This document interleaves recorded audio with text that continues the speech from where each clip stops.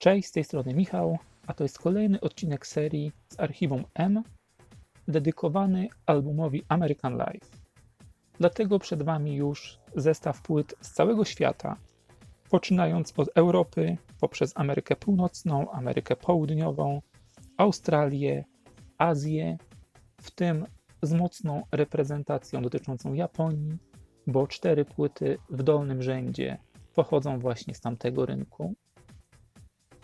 Zapraszam dziś na dość szczególną wycieczkę po wydaniach z całego świata, ale wycieczkę polegającą na szukaniu elementów wyróżniających te płyty, elementów wizualnych, z uwagi na to, że sam album na całym świecie został wydany w formie bardzo mocno wystandaryzowanej i zawiera wszędzie ten sam zestaw tracków.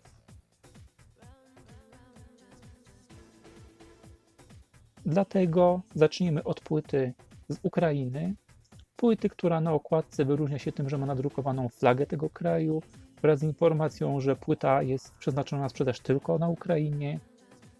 Tył jest jak najbardziej standardowy, z dodatkowym hologramem.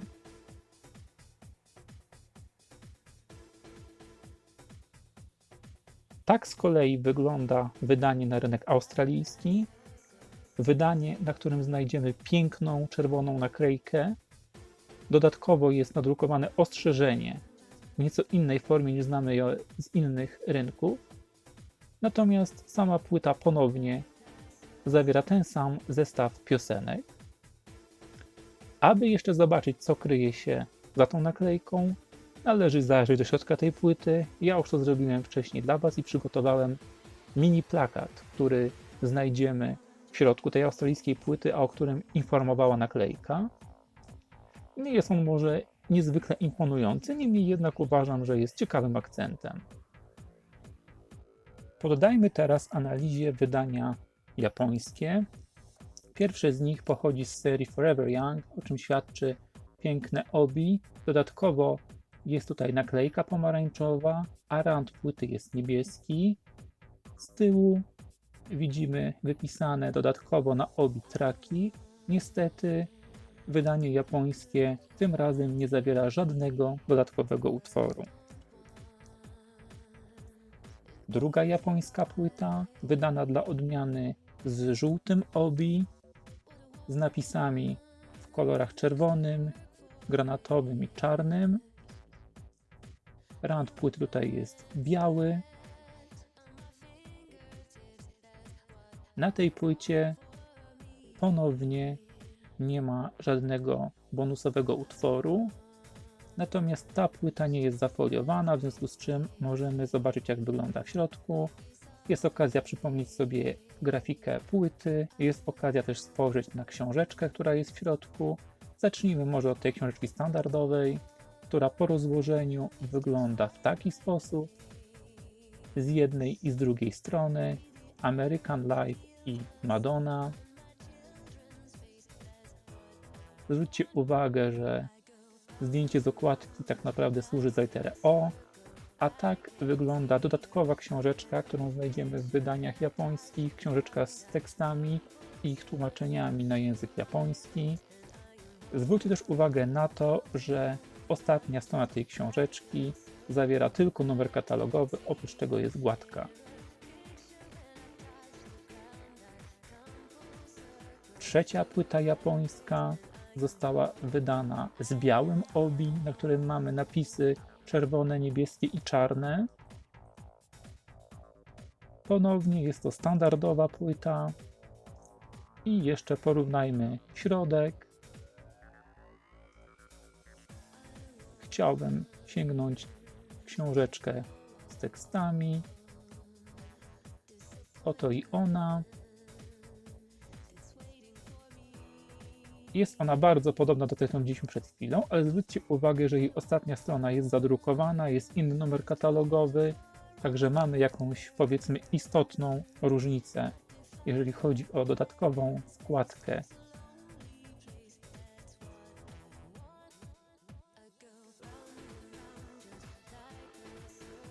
I czwarta japońska płyta Tym razem jest to płyta z czerwonym obi i białymi napisami na niej. Ponownie standardowy zestaw piosenek na tej płycie.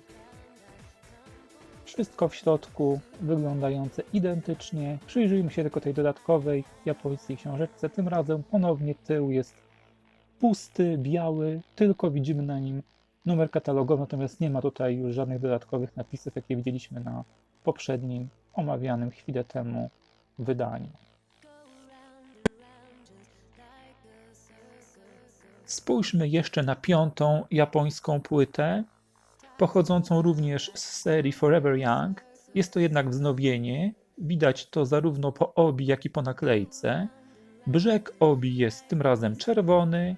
Z kolei z tyłu, zarówno na okładce, jak i na obi, znajdziemy informacje o jedynie 11 trackach.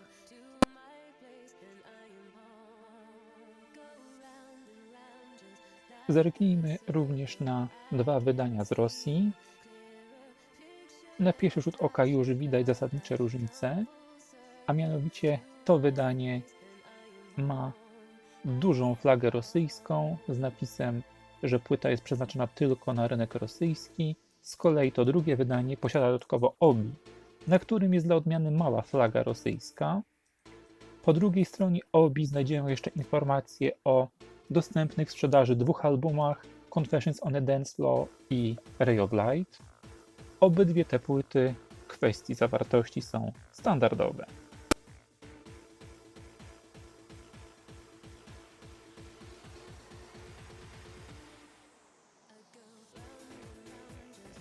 Teraz jedno z najładniejszych wydań tego albumu.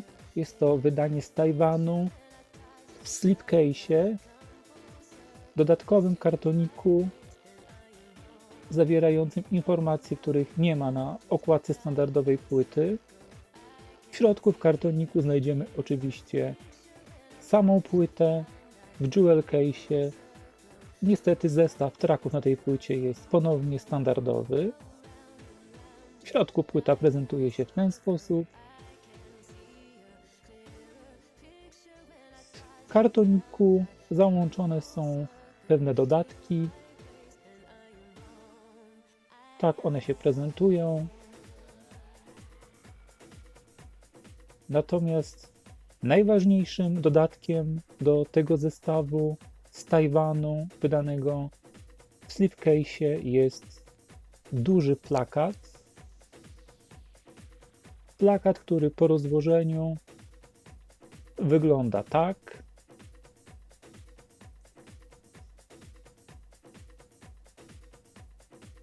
A druga strona tego plakatu to tak naprawdę tekst, przypuszczalnie o karierze Madony, natomiast nie jestem w stanie tego z oczywistych przyczyn rozszyfrować.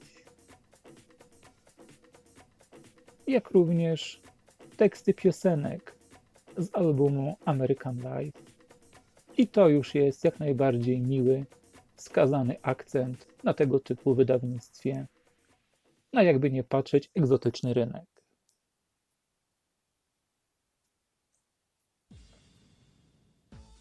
Natomiast ta strona uważam, że sama w sobie jest bardzo atrakcyjna. Spójrzmy teraz na box American Life. Z tyłu jest naklejka, tak się prezentuje bok.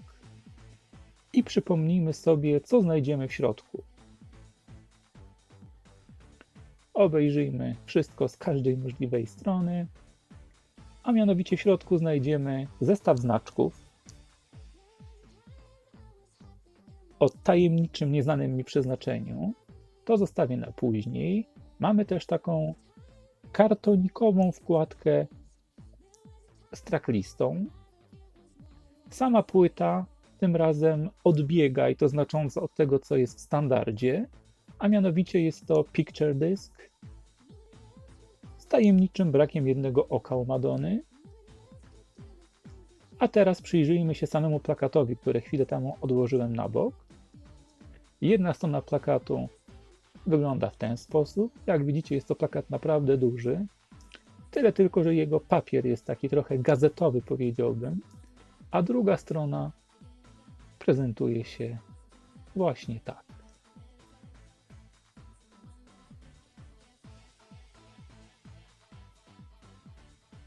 Na rynek francuski w slipcase'ie ukazał się zestaw 2 płyt, American Life i dodatkowo Remixed and Revisited,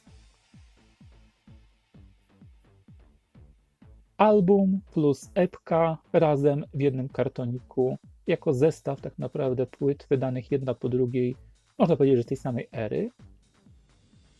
Na uwagę zasługuje jeszcze taki oto zestaw 3 albumów wydany we Francji. Jest tutaj debiutancki album Madonny True Blue oraz American Life. Z tyłu mamy opisaną zawartość każdego z albumu, a opakowanie po otwarciu wygląda w ten sposób i tam są umieszczone 3 płyty. Myślę, że zostało to wydane z uwagi na duży sukces, jaki na tamtym rynku odniósł album American Life. Teraz pozwólcie, że uprzątnę boks i płyty, robiąc miejsce na winyle.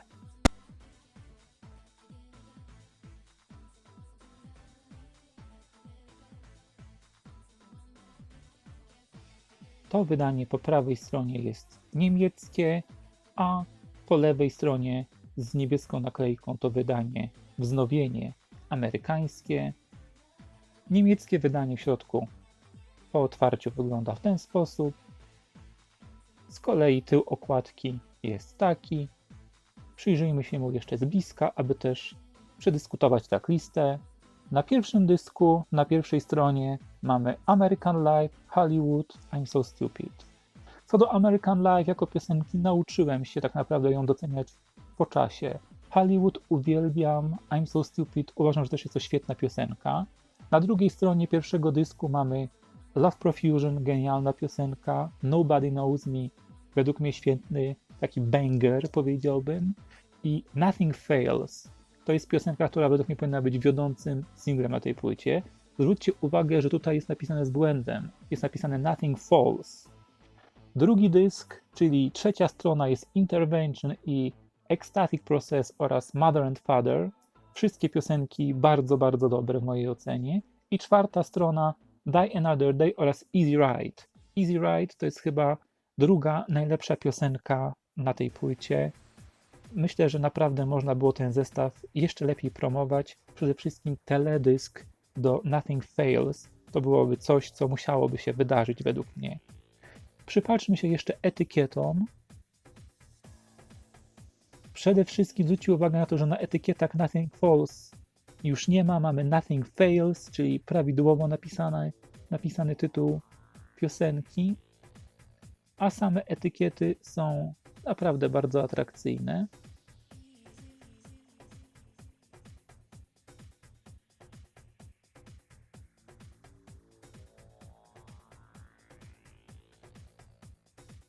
Spójrzmy jeszcze na okładkę amerykańskiego wznowienia. To wydanie ma piękną niebieską naklejkę informującą o tym, że album jest wydany na 2 płytach 180-gramowych. Mamy tutaj też wspomniane 3 single z tego albumu. Natomiast ciekawostka jest taka, że na odwrocie Nothing Fails jest napisane prawidłowo. I na koniec czas na krótkie podsumowanie. Dla mnie album American Life to jest jedno z topowych osiągnięć Madonny. Wszystko, co tutaj znajdziemy, te drobne eksperymenty, efekty smacznie, z umiarem nałożone na wokal, to jest to, czego ja bym od Madonny jako artystki oczekiwał od A do Z. Czuję się totalnie zaspokojony słuchając tego albumu. Oczywiście można mieć jakieś ale dotyczące promocji tego albumu, ale uważam, że tutaj nie ma żadnej winy po stronie Madonny czy też jej teamu. Po prostu, jak wiemy, były to okoliczności od nich niezależne. Gdyby nie to, zapewne losy kolejnych singli toczyłyby się zupełnie inaczej. Jestem przekonany, że wówczas też zainwestowano by w teledysk do Nothing Fails, choć uważam, że to mógł być przecież wiodący singiel z tego albumu i mega hit. No ale cóż, Na dziś to tyle. Dzięki. Cześć.